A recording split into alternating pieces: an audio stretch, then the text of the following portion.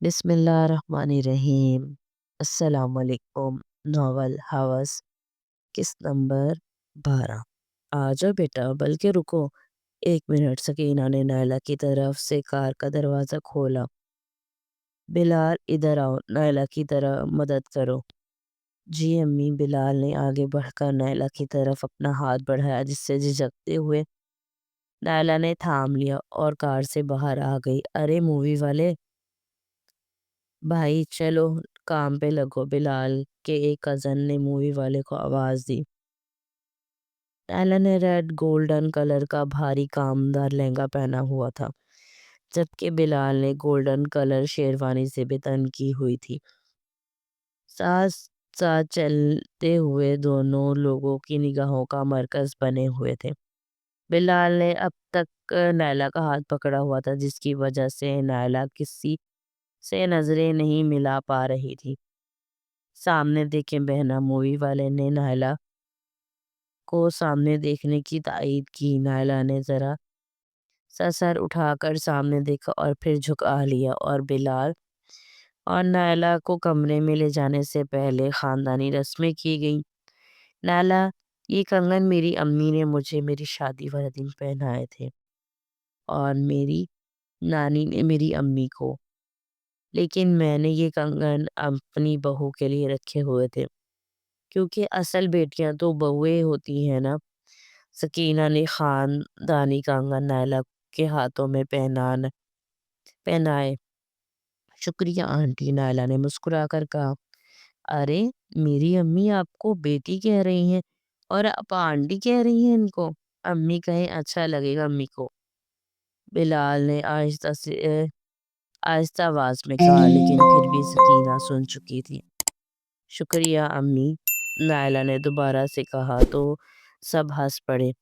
بیٹے آپ کو اس کی باتوں میں آنے کی ضرورت نہیں ہے، آپ آنٹی کہو یا امی، آپ کی مرضی ہے، سکینہ نے خوش دلی سے کہا۔ سونیا، بھابھی کو کمرے میں لے جاؤ، تھک گئی ہوں گی بیچاری، سکینہ نے بیٹی سے کہا۔ نائلہ کے جاتے ہی بلال بھی اٹھنے لگا۔ اوہو بھائی تو کدھر؟ سونیا کے شوہر نعیم نے کہا، جو کہ بلال کا خالہ زاد بھی تھا۔ اپنے کمرے میں، بلال نے سادگی سے جواب دیا۔ ایسے کیسے کمرے میں؟ ہم کو کون ٹائم دے گا؟ کیا مطلب؟ بلال نے ناسمجھی سے کہا۔ چل مطلب سمجھاتے ہیں تجھے، اور سب کزن بلال کو کھینچ کر باہر لے گئے۔ نائلہ، ویسے تو بلال مجھ سے بڑا ہے، لیکن صرف 1 سال، اس لیے میں بھائی نہیں کہتی اس کو، لیکن اگر تم کہو گی تو میں تمہیں بھابھی کہہ لوں گی، سونیا نے کہا۔ نائلہ کی جھجک ختم کرنے کے لیے کہا۔ نہیں، آپ مجھے نام سے ہی بلا لیں، نائلہ نے کہا۔ ماہین آپی باہر نظر نہیں آ رہی تھی، وہ کہاں ہے؟ نائلہ نے سوال کیا۔ وہ ناراض سی ہیں، کیونکہ ان کی نند سے بلال نے شادی نہیں کی، اس لیے ان کے شوہر ان کو ہال سے ہی واپس لے گئے تھے، سونیا نے تفصیل بتائی۔ نائلہ نے خاموشی سے سر جھکا لیا۔ نائلہ، ہماری آپی نا اچھی خاصی تیز مزاج کی ہے، اور سونے پہ سہاگا، بلال نے ان کی نند سے شادی نہیں کی، اس لیے ہو سکتا ہے وہ تم سے سختی سے بات کریں، تو یار برا نہیں ماننا پلیز، جیسی بھی ہے ہماری بہن ہے، بس زبان کی تیز ہے لیکن دل کی بری نہیں ہے۔ جی میں پوری کوشش کروں گی، نائلہ نے ہلکی سی مسکراہٹ کے ساتھ کہا۔ چلو میں بلال کو بھیجتی ہوں، سونیا نے اٹھتے ہوئے کہا۔ بلال، یہاں کیا کر رہے ہو؟ چلو کمرے میں، میں وہ بیچاری اکیلی بیٹھی ہے، سونیا بلال کو ڈھونڈتی باہر لان میں آئی تو سب کے ساتھ بلال کو بیٹھے دیکھا۔ یہ اپنے شوہر نامداد کو سمجھاؤ نا، جو گھنٹے سے مجھے پکڑ کے بیٹھا ہے، بلال نے دہائی دی۔ نعیم، جانے دیں اس کو، اور آپ سب بھی اٹھو، سونیا نے تمام مرد حضرات کو کہا۔ جا یار، کیا یاد کرے گا، نعیم نے بلال کا ہاتھ چھوڑتے ہوئے کہا۔ بلال فوراً کھڑا ہو گیا۔ شکریہ میرے بھائی، شکریہ۔ اور بلال نے اپنے کمرے کا رخ کیا۔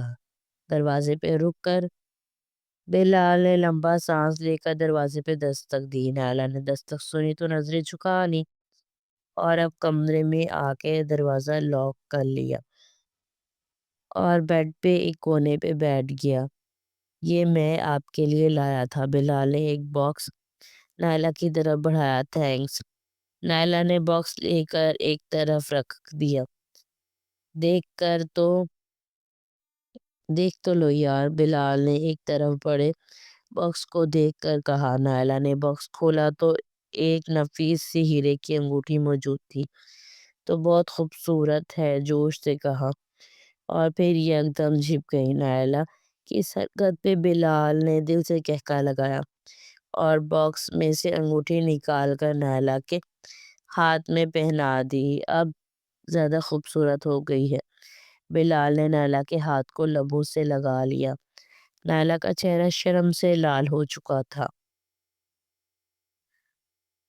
چہرے پہ لال ہو گئے۔ بلال کے چہرے پہ مسکراہٹ در آئی۔ آپ چینج کر لو، تھک گئی ہوگی۔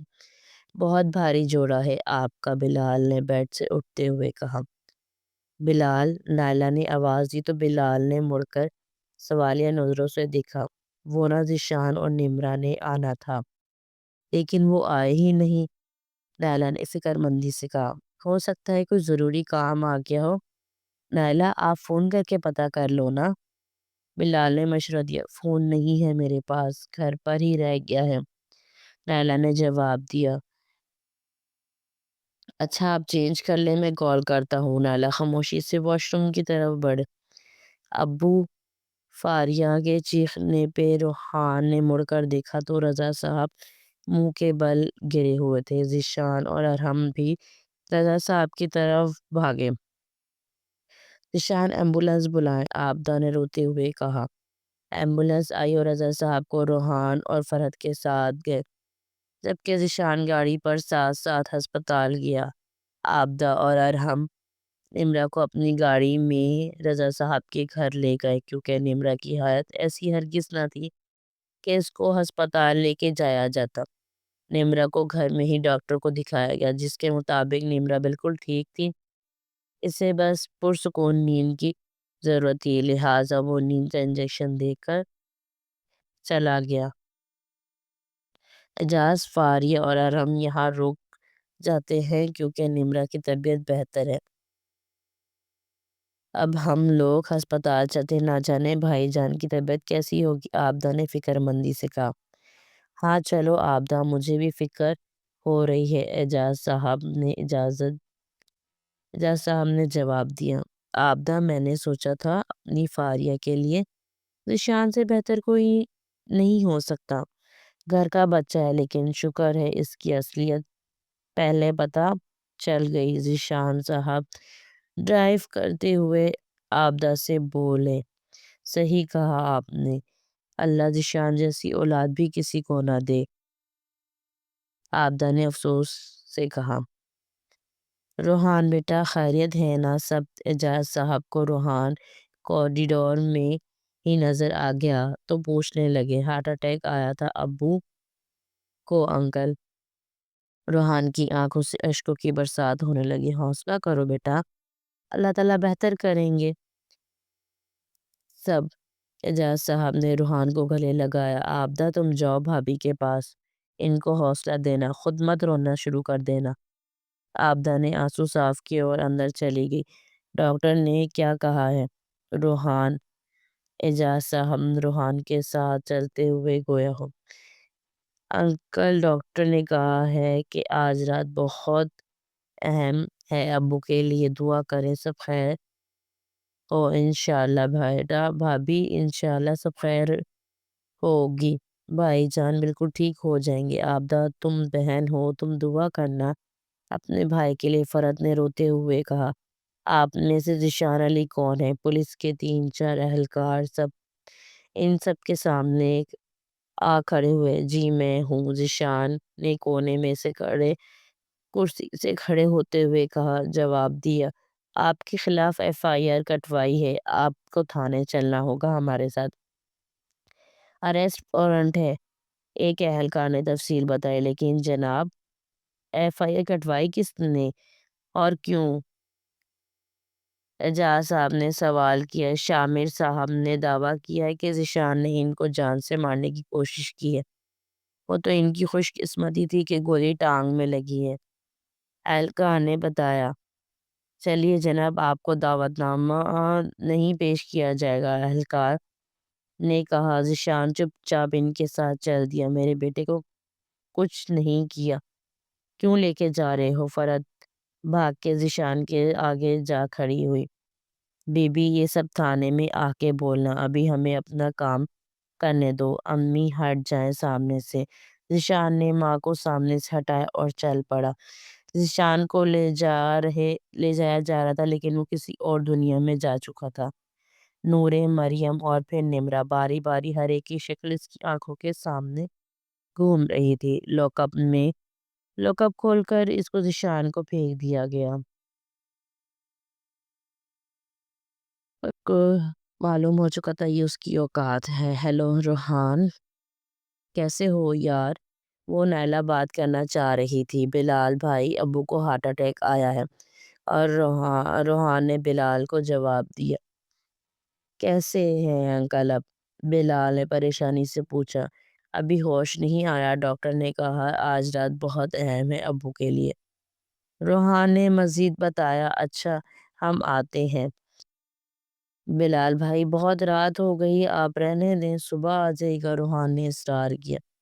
نہیں روحان، ہم ابھی آ رہے ہیں، بلال نے پھر سے وہی بات کی تو روحان نے پتہ بتا دیا۔ اوکے، پہنچ رہے ہیں ہم، بلال نے کہا تو نائلہ نے سن لیا۔ کیا ہوا ہے بلال، کہاں جا رہے ہیں آپ اس وقت؟ نائلہ نے فکر مندی سے پوچھا۔ نائلہ، وہ اصل میں آپ کے ابو کو ہارٹ اٹیک آیا ہے، ہمیں اسی وقت جانا ہوگا ہسپتال۔ بلال نے نائلہ کے دونوں ہاتھ اپنے ہاتھوں میں لیے کہا۔ نائلہ کو لگا جیسے کسی نے اس کے پاؤں تلے سے زمین کھینچ لی ہے۔ بلال، میرے ابو ٹھیک ہے نا؟ نائلہ نے لہجے میں امید لیے پوچھا۔ وہ تو وہاں جا کر ہی پتہ چلے گا، نائلہ نے بلال نے نائلہ کی طرف دیکھ کر کہا۔ ان دونوں کے ساتھ سکینہ اور انوار صاحب بھی ہسپتال چل دیے۔ پورے راستے سکینہ نائلہ کو سینے سے لگائے چپ کرواتی رہی، لیکن نائلہ کے آنسو تھے کہ رکنے کا نام ہی نہیں لے رہے تھے۔ حوصلہ کرو بیٹا، اللہ نے چاہا تو سب ٹھیک ہو جائے گا، انوار صاحب نے نائلہ کو تسلی دی۔ اسپتال کے سامنے گاڑی رکی تو نائلہ فوراً سے دروازہ کھول کر اندر بھاگی۔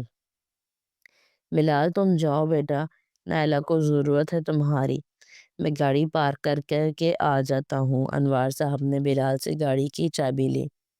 امی نائلہ کو دور سے ہی فرحت نظر آ گئی تو ان کی طرف بھاگی۔ نائلہ، تم یہاں کیا کر رہی ہو؟ فرحت حیران سے پریشانی سے بولی۔ امی ابو کیسے ہیں؟ وہ تو ٹھیک ہے نا؟ نائلہ نے روتے ہوئے پوچھا۔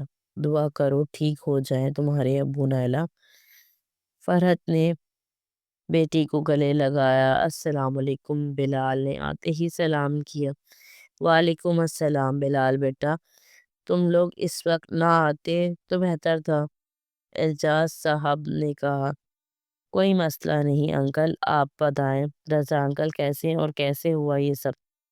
بلال بھائی، میرے ساتھ باہر چلیں، روحان نے آہستہ آواز میں کہا۔ ہاں چلو، بلال بھی ساتھ چل پڑا۔ بھابھی، یہ سب کیسے ہو گیا؟ کچھ دیر پہلے تو بالکل ٹھیک تھے رضا بھائی، سکینہ نے فکر مندی سے سوال کیا۔ اللہ کے کام ہے سکینہ بھابھی،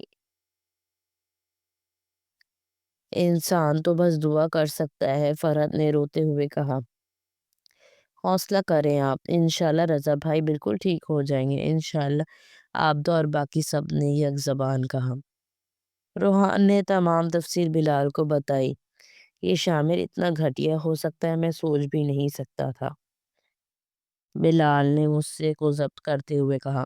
بلال بھائی، اب کیا ہوگا؟ اس نے تو الٹا ذیشان پر ہی ایف آئی آر کٹوا دی، روحان نے فکر مندی سے پوچھا۔ یار کل تو اتوار ہے، اب جو بھی ہوگا سوموار کو ہی ہوگا، میں وکیل سے بات کر لوں گا کل۔ روحان نے اس بات میں سر ہلایا۔ روحان، نمرا کیسی ہے؟ بلال اور روحان واپس جانے کے لیے مڑے تو بلال نے ہچکچاتے ہوئے سوال کیا۔ پھوپھو بتا رہی تھی کہ بہتر ہے، اس کو سلا کر ہی وہ یہاں آئی ہیں۔ روحان نے جواب دی۔ اچھا شکر ہے، کہاں گئے تھے تم دونوں؟ روحان اور بلال کو آپ واپس آتا دیکھ انوار صاحب نے سوال کیا۔ آپ کے مریض کو ہوش آ گیا ہے، آپ لوگ ایک ایک کر کے مل سکتے ہیں۔ روحان نے بولنے کے لیے منہ کھولا ہی تھا کہ نرس نے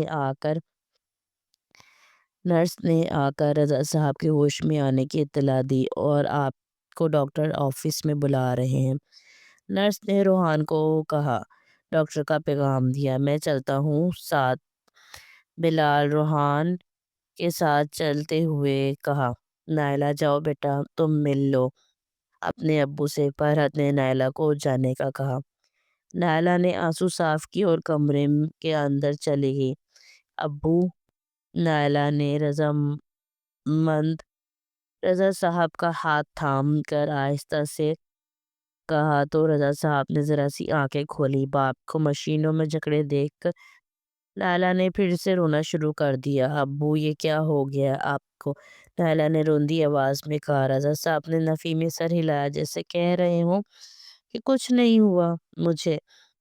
میڈم، مریض کی حالت ایسی نہیں ہے کہ آپ سے باتیں کریں گے، اس لیے آپ جائیں باہر۔ نرس کے کہنے پہ نائلہ باہر آ گئی۔ جی ڈاکٹر صاحب، آپ نے بلایا تھا؟ روحان نے کانپتے میں داخل ہو کر سوال کیا۔ آؤ بیٹھو۔ نوجوان ادھیڑ عمر کے ڈاکٹر نے روحان کو بیٹھنے کا اشارہ کیا۔ بیٹا، شکر ہے اللہ کا کہ آپ کے والد کو ہوش آ گیا اور یہ مثبت علامت ہے، لیکن ہم پھر بھی 24 گھنٹوں کے لیے زیر نگرانی رکھیں گے۔ سر، کوئی خطرے کی بات تو نہیں ہے؟ روحان نے دل تھام کر سوال کیا۔ اب تک تو نہیں، اور دعا کریں آگے بھی نہ ہو۔ باقی یہ دوائیاں اور کمرے کا کرایہ اس بل میں موجود ہے، یہ آپ ابھی ادا کر دیں۔ کاؤنٹر پر ڈاکٹر نے بل روحان کی طرف بڑھایا، جسے لے کر بلال اور روحان کمرے سے نکل گئے۔ بل ادا کر کے دونوں وارڈ کے باہر آ کھڑے ہوتے ہوئے، بلال، بیٹا بھائی جان کو ہوش آ گیا ہے، شاباش، آپ لوگ گھر جاؤ آرام کرو، کافی وقت ہو گیا، آبدہ نے بلال سے مخاطب ہو کر کہا۔ لیکن پھوپھو، نائلہ نے کچھ کہا نہ چاہا لیکن فرحت نے ٹوک دیا۔ نائلہ، چلو شاباش، بلال کے ساتھ گھر جاؤ۔ ٹھیک ہے تمہارے ابو جی امی۔ نائلہ نے خاموشی سے سر جھکا لیا۔ بھابھی، آپ کہیں تو ہم بلال کا ولیمہ آگے کر دیتی ہیں، انوار صاحب نے فرحت سے کہا۔ نہیں بھائی صاحب، رضا الحمدللہ ٹھیک ہے، آپ لوگ طے شدہ وقت پر ہی ولیمہ کر لیں، فرحت نے جواب دیا۔ ٹھیک ہے، پھر ہمیں اجازت دیجیے، 3 بج چکے ہیں، سکینہ نے کہا۔ جی جی، بہت شکریہ آپ لوگ آئے، فرحت نے تشکر آمیز لہجے میں کہا۔ کوئی مسئلہ نہیں، چلیں ٹھیک ہے پھر، اللہ حافظ۔ انوار صاحب ان سب کو لے کر ہسپتال سے نکل گئے۔ آبدہ اور اعجاز کے جاتے ہی فاریہ نمرا کے کمرے میں چلی گئی، کیونکہ نمرا تو فرحت اور رضا صاحب کے کمرے میں سو چکی تھی۔ خود کو تنہا پا کے فاریہ نے خود پہ ضبط کھو دیا اور آنسو پلکوں کی بار توڑ کر باہر نکلے۔ ذیشان، آپ ایسے نکلیں گے، میں نے کبھی نہیں سوچا تھا، مجھے آپ جیسے انسان سے کیسے محبت ہو گئی۔ ارحم فاریہ کے رونے کی آواز سن کر دروازے تک آیا، لیکن فاریہ کے الفاظ سن کر واپس لوٹ گیا، کیونکہ وہ جانتا تھا کہ فاریہ ذیشان کو پسند کرتی تھی اور اس وقت بہت اذیت میں تھی۔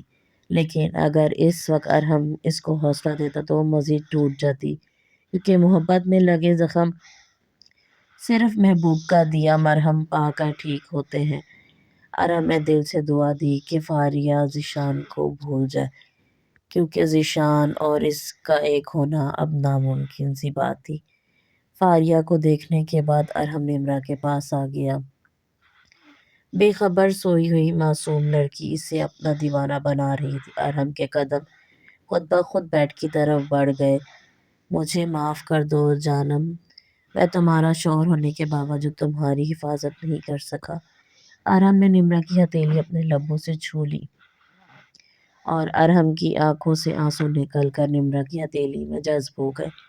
کئی گھنٹے گزر گئے لیکن ارحم جو خاتون نمرا کا ہاتھ اپنے ہاتھوں میں مقید کیے بیٹھا رہا۔ صبح کے 4 بج گئے تھے تو دروازے پہ دستک ہوئی اور ساتھ ہی ارحم کا فون بجنے لگا۔ ارحم نے کال اٹھائی تو ذیشان صاحب کی آواز آئی، بیٹا دروازہ کھولو۔ جی بابا۔ ارحم نے کال بند کر کے نمرا پر محبت بھری نظر ڈالی اور پھر نکل گیا۔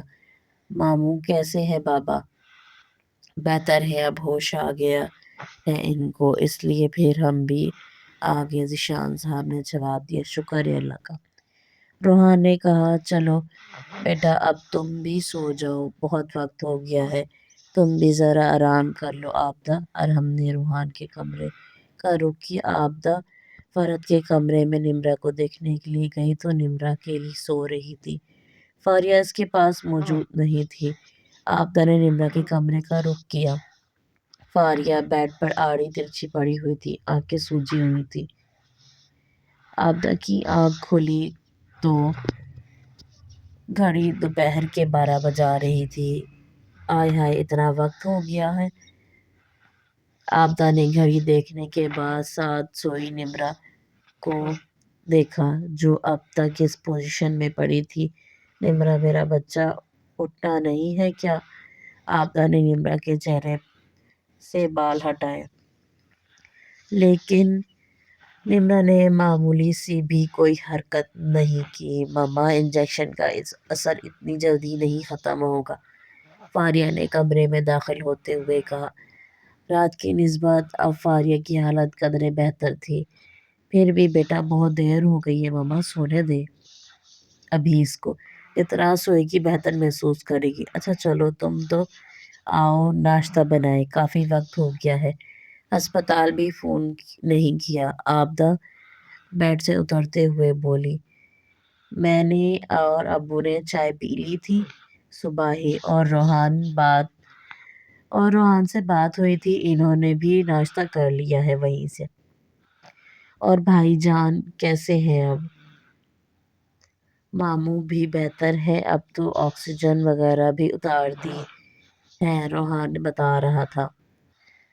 شکر ہے میرے مالک کا جس نے میرے بھائی کو نئی زندگی دی۔ آبدہ نے شکر ادا کیا۔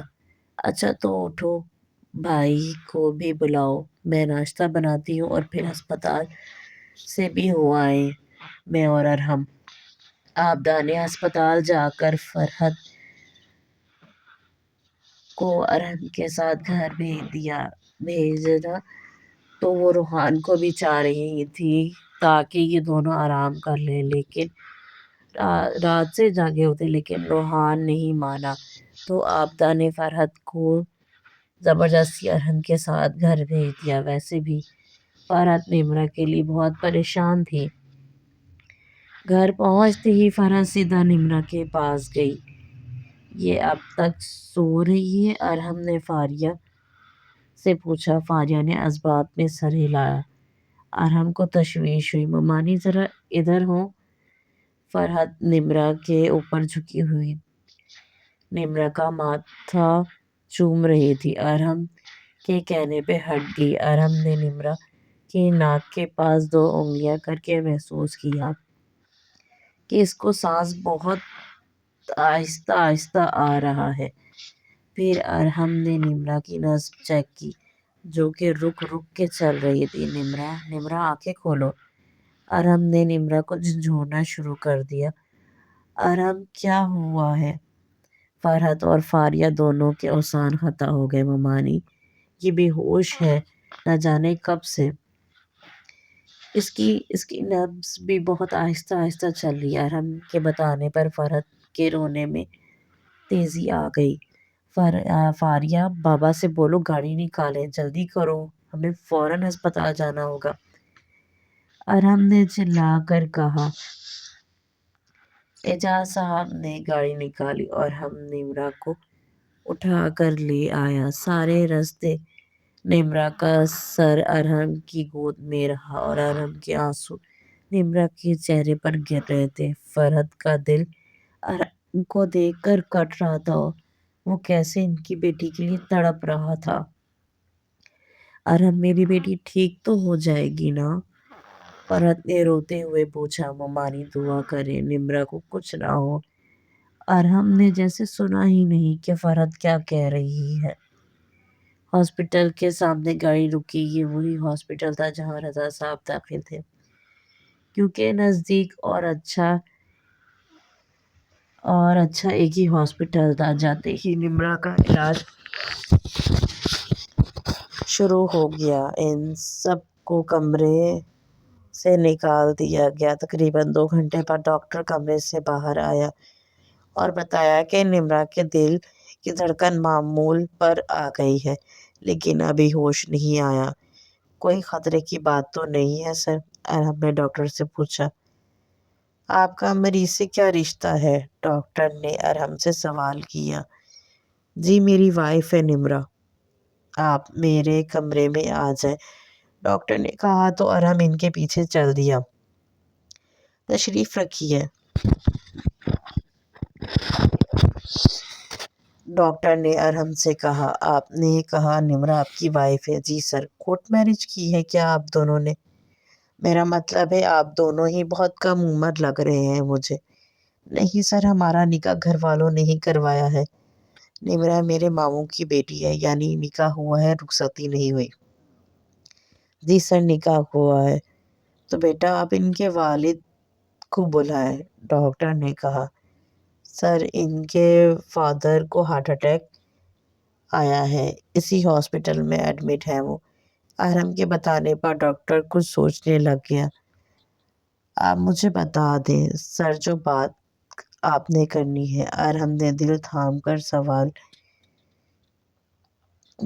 کر کہا۔ دیکھیں جناب، بچی پچھلے 15 گھنٹے سے بے ہوش ہے۔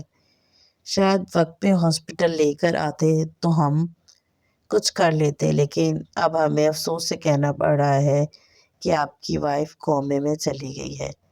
اب اللہ ہی بہتر جانتا ہے کہ وہ کب ہوش میں آتی ہے، کیونکہ اچانک ملنے صدمے کی وجہ سے ان کا نروس بریک ڈاؤن ہو گیا ہے۔ ان کو ہوش میں آنے میں کچھ دن بھی لگ سکتے ہیں، مہینے یا سال بھی۔ ڈاکٹر نے بات ختم کی۔ ارحم کو لگا جیسے اس کی جان آہستہ آہستہ جسم سے نکل رہی ہو۔ یہ پانی بھی ہے۔ ڈاکٹر نے ارحم کی حالت دیکھ کر پانی کا گلاس اس کی طرف بڑھایا، جسے ارحم نے فوراً پکڑ کر لبوں سے لگا لیا۔ جب تک نمرا کو ہوش نہیں آتا وہ یہی رہے گی، ڈاکٹر نے کہا۔ ارحم اس بات میں سر ہلاتا باہر نکل گیا۔ ارحم کے پاؤں لڑکھڑا رہے تھے۔ دیوار کا سہارا لیتا وہ آگے بڑھ رہا تھا کہ روحان نے بھاگ کر ارحم کو سہارا دیا۔ یہاں بیٹھو ارحم۔ اعجاز عام نے کرسی سے اٹھ کر ارحم کو وہاں بٹھایا۔ ارحم سب ٹھیک ہے نا؟ خدا کے لیے کوئی بری خبر نہ دینا۔ فرحت نے ارحم کے آگے ہاتھ جوڑ دیے۔ نمرا ارحم کے الفاظ حلق میں ہی گھٹ گئے۔ کیا ہوا ہے نمرا کو؟ روحان نے ارحم کو جھنجھوڑا۔ کوما میں چلی گئی ہے، نروس بریک ڈاؤن ہو گیا ہے اس کا، اچانک صدمے کی وجہ سے۔ ارحم نے پتھرائے ہوئے تاثرات کے ساتھ جواب دیا۔ فرحت کرسی پر ڈھہ گئی۔ یا اللہ، ایسا کون سا گناہ ہو گیا مجھ سے جس کی اتنی بڑی سزا دے یہ مالک؟ فرحت نے روتے ہوئے کہا۔ امی، مریم تو یاد ہوگی آپ کو؟ روحان نے آنکھوں میں آنسو لیے ماں کی طرف دیکھا۔ جاری ہے، اپنی قیمتی رائے کا اظہار ضرور کیجیے گا، اور اس کی دلچسپ اور ایک ساتھ کے لیے میرے چینل کو لائک، سبسکرائب اور شیئر ضرور کریں۔ Kindly subscribe my channel. اللہ حافظ۔